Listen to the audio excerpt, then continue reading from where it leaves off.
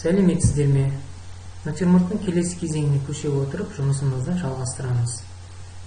Алдымен құралдарымызды дайындап алайық. Өшіргіш, қарындаш және натюрмортқа зер салып қарап, әрі қарата жарық көлеңкемен жұмыс жүргіземіз. Бүгін әрбір заттың көлеңкесін, меншікті көлеңкесін, жарықты, бәсеңдерлерді, қанық, қара көлеңке жерлерді және сонымен қатар тақтайдың негізгі бетіндегі ұсақ бөліктерін жазамыз. Алдымен бидонды қарап, жарыққа қатысты айырмашылықтарын байқауымыз керек.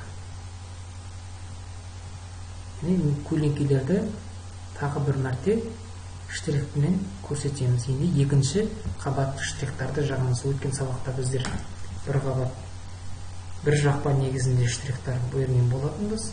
Әрі қарата бүгін штрихтарды әрбір заттың реңдерін өзгерте отырып қосамыз.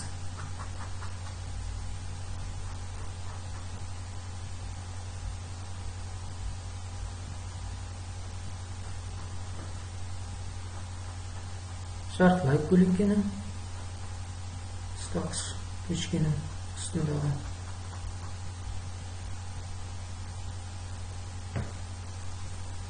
өңдерін ажырата отырып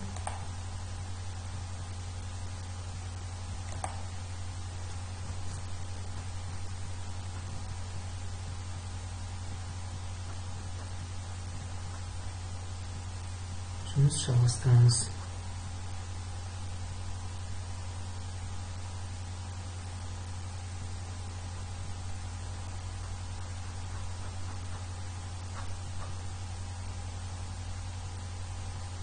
Кей бөліктерін жарықтарды түзете отырып форманы шығаруға тырысамыз. Ұстағыштың формасын дәлірек келтіруге. Келесі кезең бидонның меншікті көлеңкелерін тағы жазып жалғастырамыз штрихтау арқылы. Және қанығырақ көлеңкелерін қосамыз. Алайда ең қоңыр зат біздерде алдыңғы жоспардағы бұл шынаяқтың көлеңкелері қатты қараңғы болып келеді, негізгі өңі. Сондықтан сол айырмашылықтарды жасауымыз керек.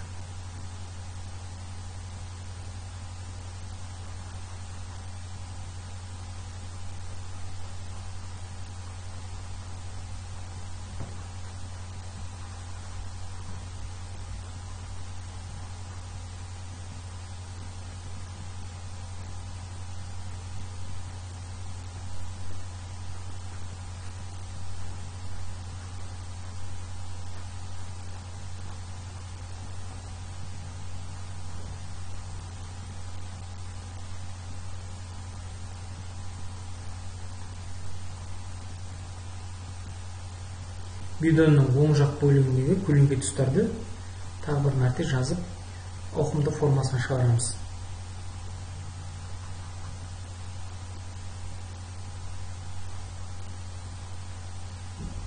Көлденең штрихтармен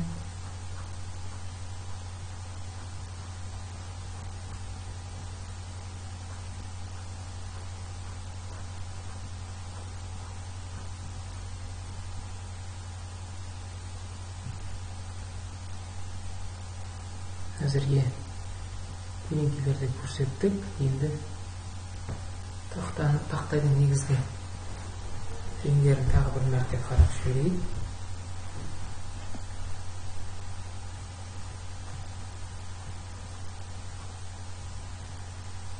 Негізгі сызықтарын түзеп тақтайдың және түспе көлеңкелерді реттейміз. Әрбір заттың түскен көлеңкелерін, жазықтық бетіне түскен көлеңкелерді тағы үстемелеп қоса отырып штрихтар жүргіземіз. Табиғи жарық біздерде, сондықтан бірден қанық көлеңкелер қажеті жоқ. Жұмсақ өңге өту арқылы түспе көлеңкелер жүргіземіз. Келесі енді кезек біздерде тақтайдың негізгі бетіндегі ағаштың белгілерін көрсетуіміз керек. Яғни сызықты ағаштың өзектерін көрсетуіміз керек. Осындай ағаштың бетіндегі сызықтарды көрсетуге қарындашты ұштау арқылы жұмсақ қарындаштармен жеңіл түрде пішімін көрсетеміз. Яғни ағаштың негізгі материалдығын тақтайдың бетіндегі зер салып қарап зерттей отыра қай бағытқа бағытталған сызықтар қандай пішімге сәйкес келеді, көлденең, көлбеу немесе доғал болып келеді ме, сол ерекшеліктерді байқай отыра негізгі сызықтарды белгілеп штрихтау арқылы үзік сызықтармен, тік сызықтармен, созба сызықтармен сыза отырып қарындашты қатты баспаймыз.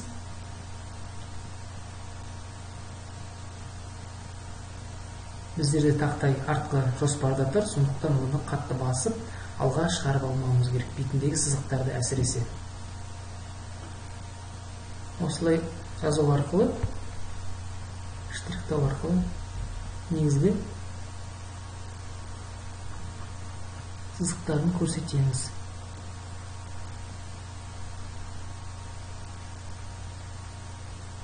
Қарындашты кейде басамыз, кейде бәсеңдетеміз. Кейбір жерде жұмсақ көрінбейтін үзік сызықтарды қосуға болады. Осылайша тақтайдың негізгі бетіндегі материалдығын, ағаштың өзектерін көрсетуімізге болады. Кей жерлерде ағаштың жарық жармалары болады, сызықтарын көлбеу кеткен. Сол арқылы біз тақтайдың ескі, табиғи және құнды екенін көрсетуімізге әбден болады.